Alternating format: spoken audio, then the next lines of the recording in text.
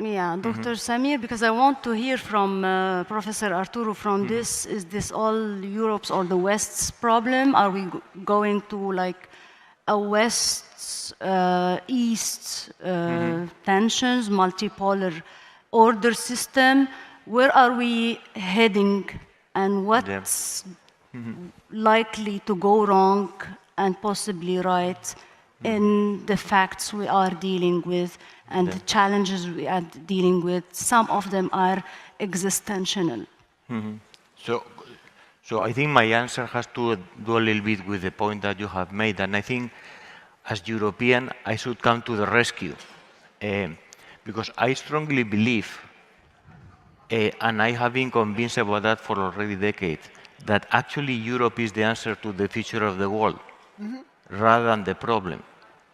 First of all, the type of fragmentation that you see today in Europe is not different from the fragmentation that you see in Southeast Asia. Correct. I mean, India's opinion about the world order and Singaporean opinion, they're not the same.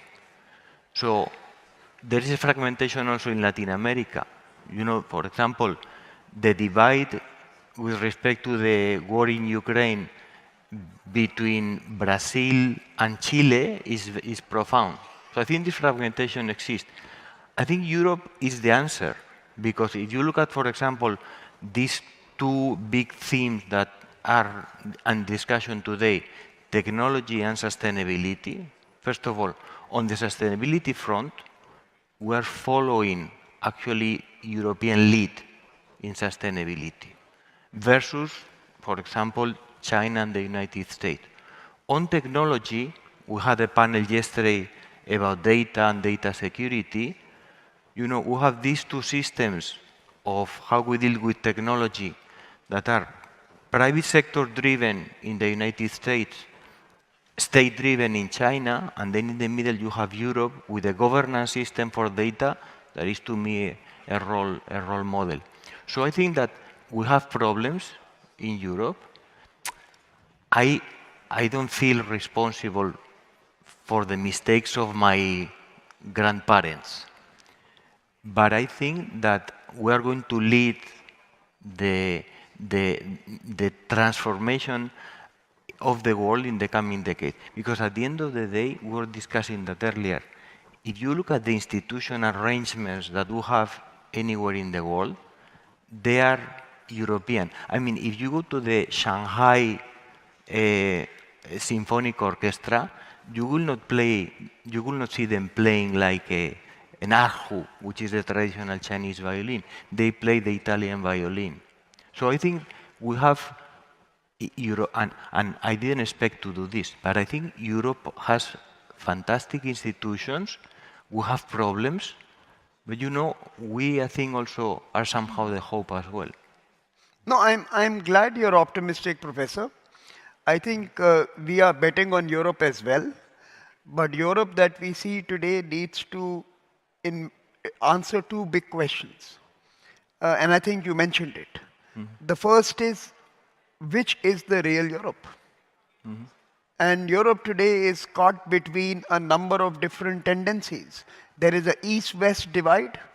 Are we moving towards a Europe that will be organized around a Warsaw 2.0? So are we going to see an Eastern European center that is going to define the political muscle and the political posture of Europe? And are we going to see that shift from Berlin and Paris to Bucharest and Warsaw? Yeah. That's one big question that Europe needs to answer. And the second, I think Europe needs to make a choice. Is it offering a third path, a different way to either the US or China? Or is it going to be promiscuous and sometimes side with US and sometimes side with China? I see Europe not offering a third path. I see Europe making convenient choices, sometimes choosing the Chinese way of doing business, sometimes choosing the American political systems. But in general, Dr. Samir, do you think things are going in favor of Asia? Because in terms of India or China, what to expect from them in the world order or the next world order, they have like very economic potentials, of course, and their political influence is getting like growing from No, time to time it's- with time, but at the same time they have their own challenges and Correct. problems in terms of corruption, for example, unemployment, older population in China, for example. No, so, I think there is a trend which moves both economic opportunity and political power towards the East. It is also happening in Europe. Western European power is moving to East Europe. The world power is moving to East Asia and to the Eastern Hemisphere more generally. On China and India, since you use those two countries, since you invoked the names, I think interesting trends. China is going to be less efficient than we think it is. It is going to become more clumsy as it becomes bigger and more important for all of us. We have seen signs of it. It is not that perfect machine that we thought it was. It makes mistakes, it stumbles, and with that size, when it makes mistakes, it implicates all of us. So we are going to see China, even as it rises, become more influential and problematic at the same time. That's going to be one reality. And I'm not really talking about politics here. I'm talking about the nature of China's future growth. India, despite its rather loud democracy and sometimes emotional democracy, you are going to see a compelling economic growth that is again going to implicate the world. It is going to decide the future of sustainability. It is going to decide the future of climate action. It is going to decide key questions on political stability, on food security, and of course, on 1/6 of humanity. Now, both of these countries are going to be unlike the West.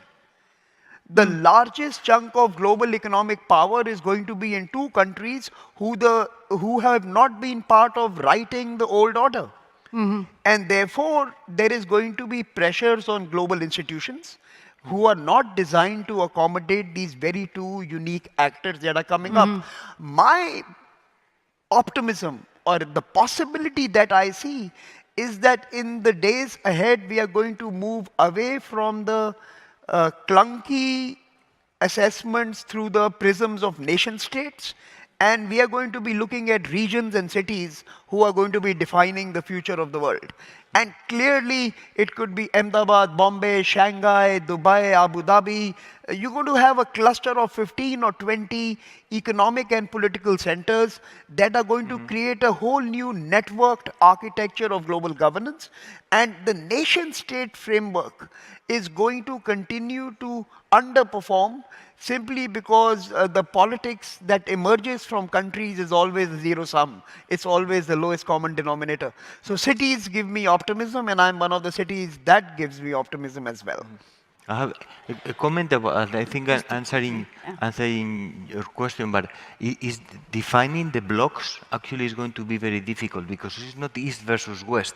It's not democracy versus non-democracies. It's not a, importing versus exporting countries. So we need new definitions, essentially. Yes, thank you very much. This is the end of this session.